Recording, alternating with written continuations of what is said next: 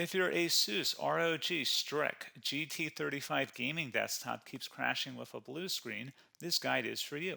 Follow these step-by-step troubleshooting methods to resolve Windows blue screen of death errors and restore reliable performance. So whether you're performing updates, you're getting an IRQR not less or equal message, K-mode exception not handled, kernel data in page error, a lot of errors pertain to this problem, and we're going to go ahead and jump into what should hopefully be a pretty straightforward process, guys, and we're going to go ahead and jump right into it. So first thing I'd recommend doing would be to actually go ahead and boot to the troubleshooting utility on Windows 11. So if you do a hard power off 3 times in a row, Windows should automatically attempt to launch the starter prepared utility. And if it doesn't find anything, it will give you the option to select advanced settings, in which case it will take you to a screen that looks like this. Now, if it does not take you to a screen that looks like this, or you're unable to get to that, you can also download the Windows 10 Media Creation Utility, or Windows 11. They probably will make a creation utility for Windows 11 at some point. And it doesn't really matter, you can actually run the Windows 10 utility on Windows 11 as far as I'm aware. And you should be able to run the troubleshooting utilities built in within it. So you just would go ahead and download it to an ISO file and then burn it to a DVD or USB. It'd have to be about 4 gigabytes or more. It couldn't be a small USB flash drive, and it couldn't be a CD. It'd have to be a DVD. And then you boot your computer from it.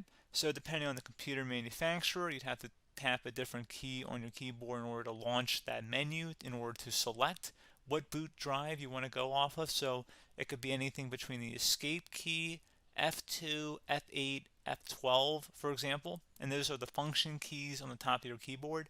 So you may have to just do a little bit of trial and error. Shouldn't take you more than a couple minutes. Googling it would probably be best before you even begin.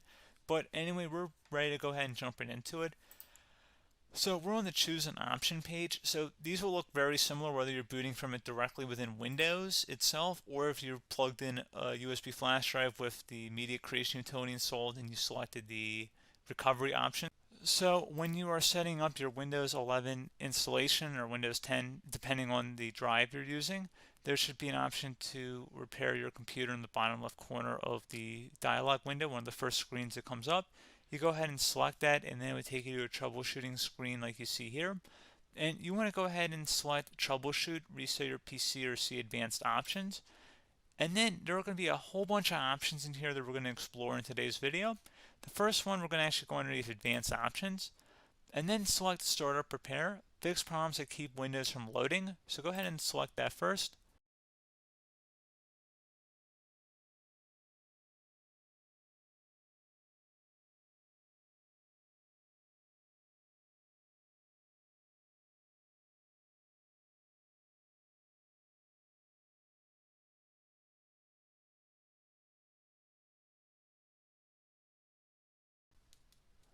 Okay, so you can see it could not repair our PC. That was our first option we could try. Something else, if we go back into advanced options here and then select troubleshoot, we're going to go underneath advanced options again. You can go ahead and actually access safe mode by selecting startup settings. And then if you select the restart button, you have the option on the screen select safe mode with networking, which will give you a key on the screen. It'll tell you which key to press to enter that. I believe it's the F7 key. It'll do that for you. I'm not going to go over that in today's tutorial because I don't really want to go into safe mode, but you're more than welcome to attempt that by going into here and then selecting restart. Again, it'll launch another screen. It'll say what key do you want to press, and it'll give you like 7 or 8 different options, and you want to select safe mode with networking. There's also an option for a command prompt too, but that's going to be something we're going to cover later in this video, and we don't even have to go through that in order to access it. So that's why I'm not going to really push for that, because unless you know exactly what's causing the problem, you probably don't need to go into safe mode. Unless you're trying to recover files, in which case then you definitely can go into safe mode, but we're trying to actually recover our computer here. So I hope that makes sense. Something else we can also try here as well would be to uninstall updates, remove recently installed quality or feature updates from Windows. So if you go ahead and select that, you can uninstall the latest quality updates, which generally is the more day-to-day updates. Feature updates are the less regularly released ones, like the big ones.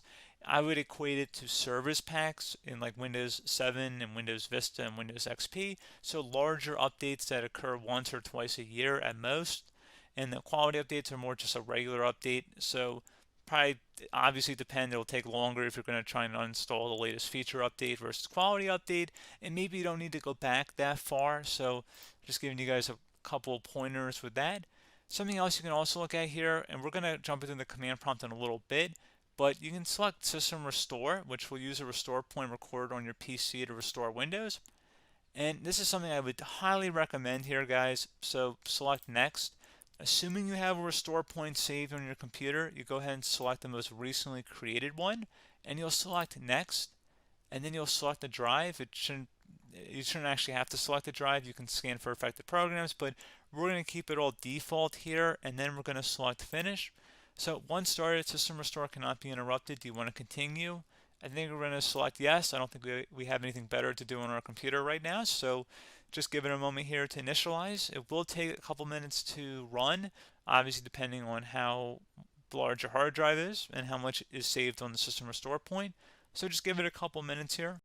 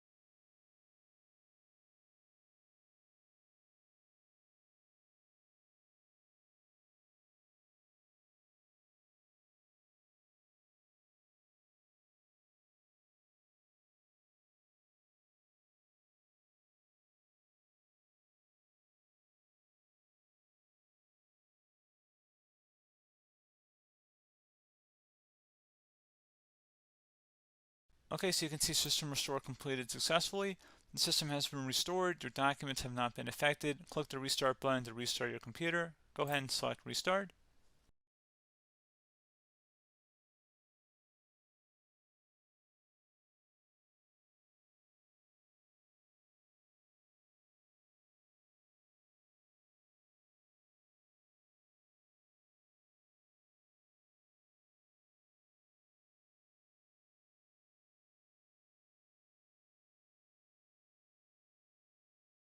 Okay, so you can see the system has been restored successfully. We're going to go over a couple different methods in addition to that if that did not work. So I'm just going to pause the video and we're going to start back up back on the recovery screen that we started with. Okay, so a couple other things we can try here too. If you go back into troubleshoot, you can select reset your PC, while you choose to keep or remove your personal files and then reinstalls Windows. You can select to keep my files, which will remove apps and settings but keeps your personal files.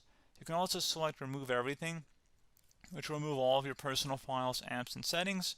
So this is more of a factory reset, the second option here. First option, it should not delete all of your personal files. However, it will pretty much clear most of your programs. And keep in mind, there's no guarantee that your information, number one, is even still available and easily recoverable on your computer to the point that you actually would be able to recover anything. And the second point is that there's always a chance that it won't actually recover and it will just do a factory reset anyway. So there's no guarantee that actually would keep your files anyway. So I would recommend trying to get a recovery tool and backing that up first before selecting it anyway. But again, those are a couple different options. And then something else you can try here if you go back to the choose an option. Another option, if you go underneath choose an option and select troubleshoot, advanced options, and now select where it says command prompt. Okay, so the first thing we should do is type our main hard drive here. In most cases, it should be the C drive. So you just do a C colon and then hit enter on your keyboard. So once you're underneath the C drive, we're going to type in dir and then hit enter on your keyboard.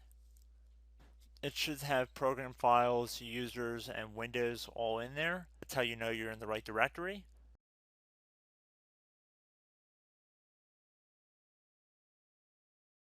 In some cases, it might be the D drive as well, so just keep that in mind.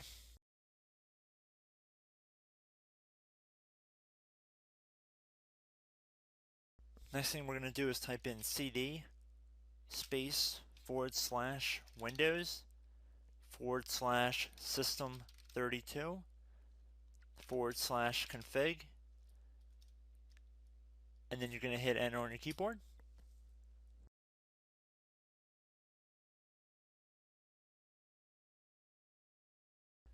So now you're going to type md space backup. If you've seen other tutorials, it might also say to put down md backup. That's because the backup name is pretty common when you want to back something up. So you can name this whatever you want, doesn't have to be backup. So if you've already made a backup folder in the past, you could do backup 1, for example. So once you're done setting the name you want the backup to be called, hit enter on your keyboard again.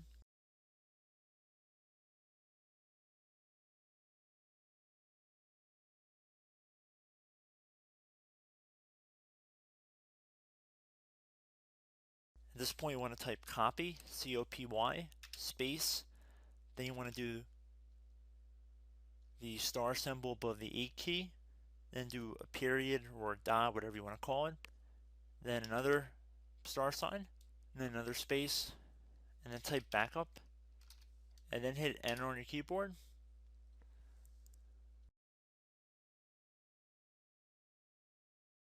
Now you want to type cd reg back, REG BACK, and then hit enter on your keyboard.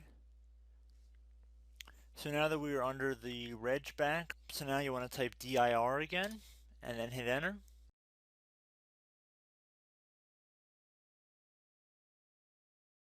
So now at this point we're going to type copy again. So copy, space, star sign, dot, another star sign, space, and then 2 dots. So we're going to type copy, space, star sign, dot, sign, star sign, dot, dot, and then hit enter on your keyboard again. So for overwrite, you want to overwrite all. So type A on your keyboard, so capital A, and then hit enter on your keyboard.